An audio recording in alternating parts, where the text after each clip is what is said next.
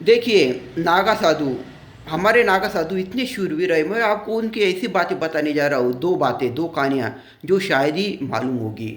कितने शूरवीर है हमारे नागा साधु। हमने भी देखा महाकुंभ में बहुत से नागा बाबा, नागा साधु आए हुए हैं। उनके पास शस्त्र है, वो शस्त्र चलाते भी दिखते हैं। जब उनकी वो जुलूस आता है उनका, तो वो शस्त्र चलाते भी दिखते हैं। तो आपको मन में तो ये शंका उत्पन्न होगी, ये साधु महाराज, ये नागा साधु शस्त्र क्यों रखते हैं और शस्त्र क्यों चलाते हैं। तो चलिए हम इतिहास में जाएंगे। आदि शंकराचार्य जी ने पहला अखाड़ा तैयार किया था, लेकिन उस समय पर, पुराने जमाने पर, विदेशी आक्रांता या हम कहें कि दूसरे देश के राजे महाराजे हमारे देश पर, भारतीय मंदिरों पर, भारतीय संस्कृति पर आक्रमण करते थे। तो उनका प्रतिकार कौन करेगा। तो इसी भावना को देखकर शंकराचार्य जी ने इन नागा साधुओं को शास्त्र के साथ साथ शस्त्र विद्या भी देने आरंभ की। यानी नागा साधु शास्त्र तो जानते हैं, हमारे हिंदू धर्म के बारे में, अध्यात्म के बारे में पूर्ण उनको मालूम होता है, लेकिन शस्त्र कैसे चलाना, अलग अलग शस्त्र जैसे लाठी हो, तलवार हो, भाला हो, ऐसे अलग अलग शस्त्र कैसे चलाना, इसका भी उनको ज्ञान दिया जाता है, इसका भी उनको न्याय दिया जाता है। मैंने कहा था पहले आक्रमण होते थे विदेशी राजाओं के। मैं आपको दो सुंदर कहानियाँ बताता हूँ। पहली कहानी झांसी की रानी लक्ष्मीबाई की। कौन नहीं पहचानता उस वीरांगना को। तो नागा साधुओं ने, जब अंग्रेजों ने आक्रमण किया था हमारे देश पर, हमारी संस्कृति पर, भारतीय हिंदू संस्कृति पर, तब इन नागा साधुओं ने झांसी की रानी लक्ष्मीबाई के साथ मिलकर उनको मुंह तोड़ जवाब दिया था। अंग्रेज सैनिकों को मुंह तोड़ जवाब दिया था। और आज भी जहाँ वो युद्ध हुआ था वहाँ उनकी समाधियाँ है।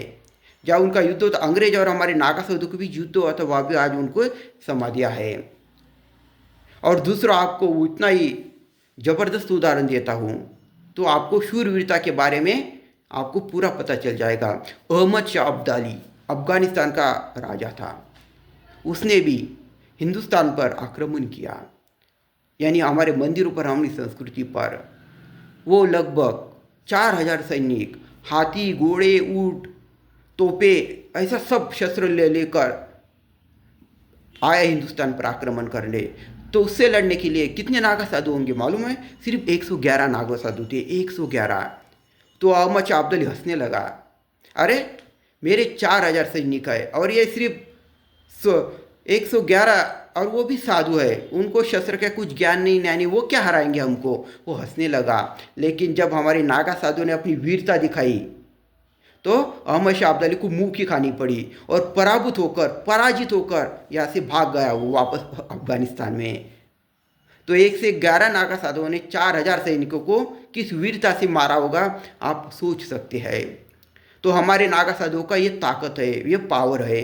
अभी वो युद्ध वगैरह नहीं लड़ते, लेकिन वो शस्त्र है, उनकी वो पूजा करते हैं, शस्त्रों की पूजा करते हैं। और तब से परंपरा, मैंने कहा तब से वो परंपरा चलती आ रही कि उनके साथ शस्त्र रहती है हमेशा। कि हमने हमारे भारतीय संस्कृति का रक्षण किया था। किसी विदेशियों ने जब आक्रमण किया तो हमने रक्षण किया, और आगे भी कोई आक्रमण करेगा हमारी संस्कृति, हमारे देश पर, तो हम भी रक्षण के लिए तैयार है।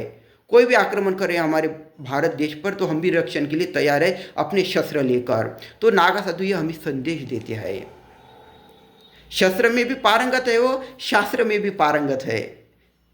किसी ने प्रेम से कहा तो आपको पूरा शास्त्र समझा देंगे। किसी में आक्रमण करने की हिम्मत की तो उसको शस्त्र से मुंह तोड़ जवाब देंगे हमारी शूरवीर नागा साधु। तो ज़्यादा से ज़्यादा ये अच्छी जानकारी शेयर कीजिए। कैसे लगे हम आपको जानकारी, कहिए कमेंट करके।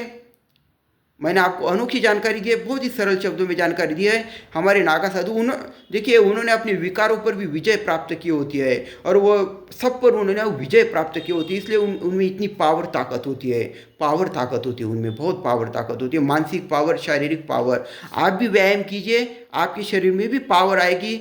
अलग अलग जो रोग आ रहे, बीमारी आ रही, उससे लड़ने के लिए तो कीजिए व्यायाम, और नॉलेज भी लेते रहिए। ज़्यादा से ज़्यादा शेयर कीजिए हमारे नागा साधुओं का ये पराक्रम। लोगों को बताइए हमारे नागा साधु कितने शूरवीर है, बताइए लोगों को, कीजिए शेयर। धन्यवाद।